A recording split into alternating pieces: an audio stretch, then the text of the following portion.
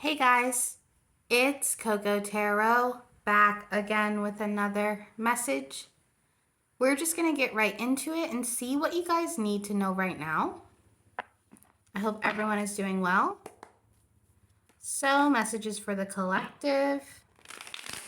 What does the collective need to know right now? What are they going through? What are they facing? Thank you so much. 3 cards for the collective.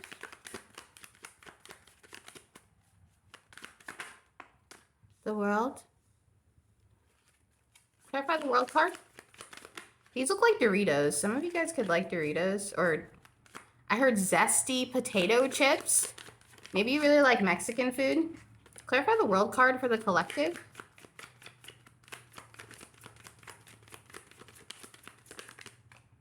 The 7 of Cups. Ooh, my books just fell. I heard worldly knowledge, world illusions.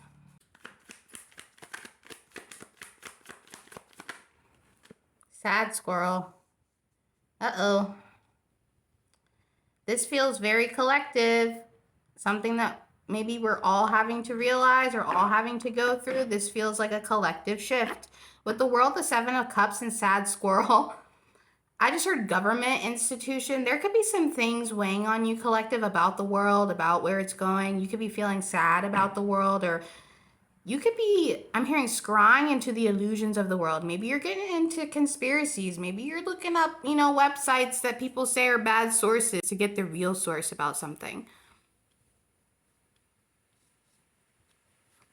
Maybe you're having a religious experience because of what you're experiencing in the world. There's something here where you are seeing the illusion to a situation. It could be a worldly affair, and it's making you angry. It's reminding me of when the villagers all come out, to feather and tar someone in the community, or, I'm hearing Caesar's palace. I'm hearing a lot of stuff right now.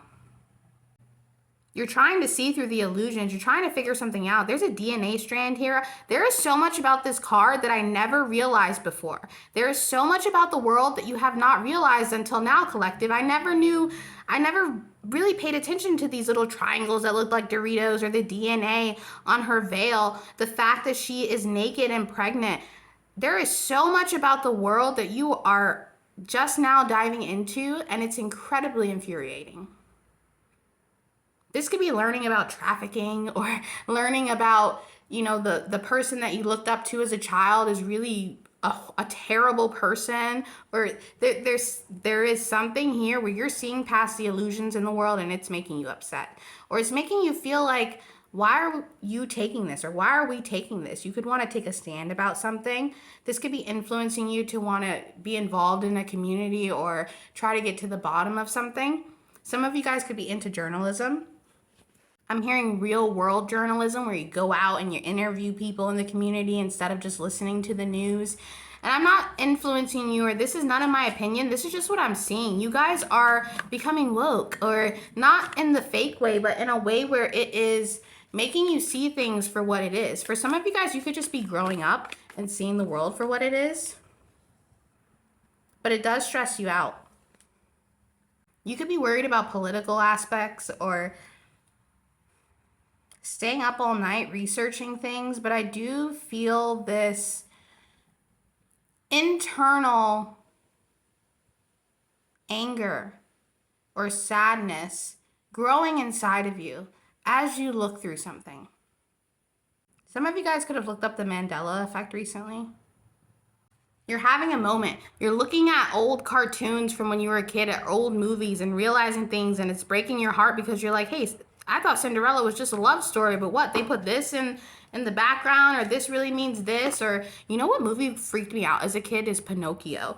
And watching it as an adult, I don't even like watching it with my kids because it still creeps me out even more. There's something about childhood tales that you're seeing the bleakness of, like nursery rhymes, how they're really about really bad situations that have happened, or bad plagues, but we sit there and we say them to children and spin around in a circle. You're seeing some kind of spiritual aspect to the world that could be daunting. Maybe you're getting into those conspiracies where, celebrities are invoking spirits. Oh my gosh. I don't know how YouTube feels about talking about all this stuff. It feels it feels risque. You're getting into stuff where you're like, ooh, if I tell people that I was even looking into this, it'd be crazy. I'm hearing the NSA. Clarify this for the collective. For someone, I heard eat a snack. Maybe you haven't been eating recently. The King of Pentacles. Ooh, interesting. I was not expecting that. There's something so unexpected in this reading. There's something you found out that was really unexpected. But the King of Pentacles being here really changes things. Like I said earlier, maybe there's something that you want to change. Or you want to change because you've looked into this and you're like, it's time for a change. Maybe you want to be the person to change something. Maybe you want to be the person to give back or to feed the hungry children, or maybe you want to be the rescuer, the Robin Hood. You're ready to find the funds to fund the cause that you feel the most passionate about. You want to do something with your life. You want to change the world. Whoever I'm speaking to, you have dreams that are bigger than most, because it's not just dreams to fulfill your own ego. You want dreams to fulfill the collective. You want dreams to help us all. And that's why when I started this reading, I was saying us, because you believe in us. You believe in helping the less fortunate, or, rescuing people from situations that are dire. You want so badly to fix the illusions that keep this rat race going. And it's really commendable with this King of Pentacles energy here. You feel like someone who does good, or a do-gooder, or you hate to see people be taken advantage of. You're someone who wants to give back. You're someone who believes in people. This is a very powerful energy. It's very presidential. Maybe that's why I got politics. Some of you guys could be influenced into getting into politics because you see the landscape and you're like, I don't like any of this. We need something new. You want to bring something new to the world, to the collective. And you're doing it to give back, but with this sad squirrel, it feels like someone's standing up for someone because they have a bully, and bringing the baseball back and being like, don't you dare mess with this person anymore. You're going to have to deal with me. It's someone who, very masculine energy. You could want to tap into your masculine side for this. It's someone who advocates for the good. Justice. Maybe you want to work in the justice field. I heard justice film. Maybe you want to make justice films. Some of you guys could want to work in criminal, why can't I think of the word? Criminal, what is it called? Something with criminals, criminal justice. That's what it is. Criminal justice. Why could I not think of that? I'm sorry, guys. Clarify this for the collective. It escaped me. The strength. You want to provide strength for people, a pillar, someone that people can actually rely on. You would be the first politician to never lie, or there's something about your energy where you want to bring something right to the world, and so much that is wrong. It feels like big shoes to fill, but at the same time, with this energy, this bold strength, King of Pentacles, world energy collective, you are the type of person that knows you can do it, because you know it wouldn't just be you. It would be you reaching out. It would be a connection of people coming together to change something. Lions represent leaders to me. There's one male usually in the pack of lions, or there's also this brotherhood or this familyness to lions where they really love each other. That pride, that pack. You believe in a community that thrives off of connection and trade and being fair. Temperance, being balanced, bringing balance, allowing people to communicate and work together through any kind of issue. This is really beautiful, collective. You have giant dreams. Like I said, it's not of the ego. It's of... You have dreams you want to enact out of your empathy for others. Clarify this for the collective.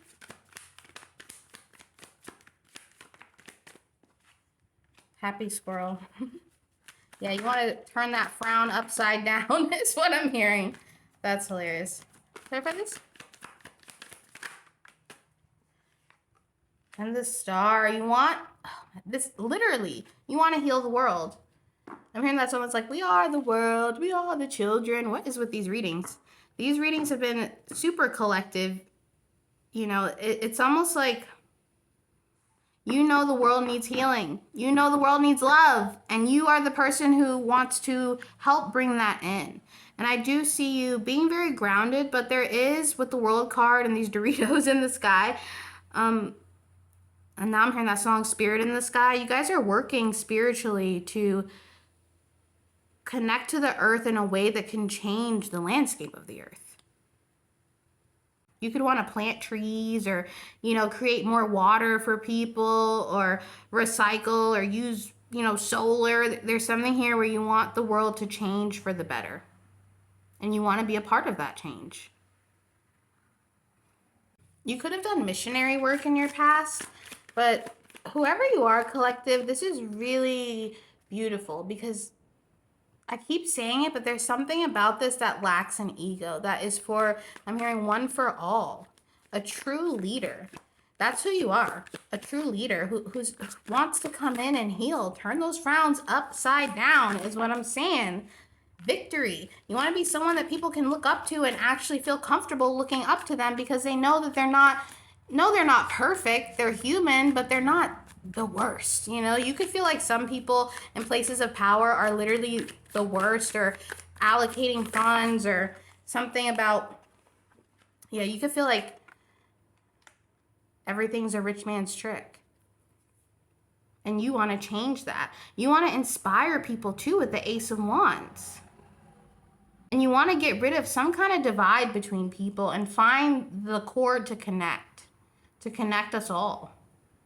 I'm seeing that infinity symbol on the belt. You want to bring the world together with new ideas and celebrate and move forward.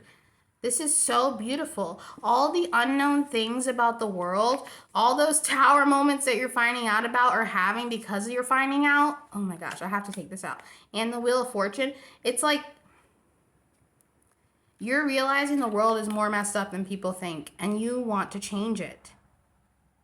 You could be diving into books, into knowledge about this. You're digging into the unknown to save us all. And like I said, it's big shoes to fill, but you are filling them by being the person who's proactive on that. Definitely a lot of inspiration to help, to give back, to volunteer, to do what you can. You could be donating, or you could have donated to someone recently. You want to change the wheel or flip the switch for all of us into a new direction. And maybe you don't know how you'll do this yet, but you know that there needs to be a tower moment collectively for us to move forward into some kind of new phase. But we're going to get into some advice. Let's see what else you guys need to know. Can we get some ending messages for the collective, please? To clarify this, thank you so much.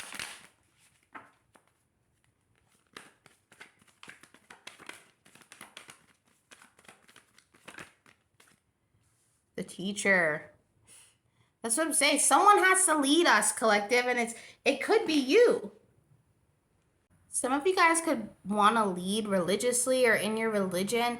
And even if you're not religious, there's something here where you are connected, like I said, to a source in order to connect and teach people something. It could be a role that scares you, but it's something that you can't escape from because you feel called to do this. Whatever it is you want to change or help or do for people, you feel called and you can't ignore it, even if it's scary. It reminds me of, superheroes in the comic books and movies, and they save the world, but that doesn't mean they aren't terrified and they don't know if it's going to work out, or, you're really trying to be the protagonist here and help us all collectively with something, even if that's just doing root work and spiritual work and whatnot. You're becoming the teacher to a lot of people. Or at least that's what you're aiming for. Can we get some more for the collective to clarify this? Thank you so much. You could be learning a lot right now with all of your findings and your research and going down the rabbit hole, the riddle. Figuring out those conspiracies. I'm being told to get one more.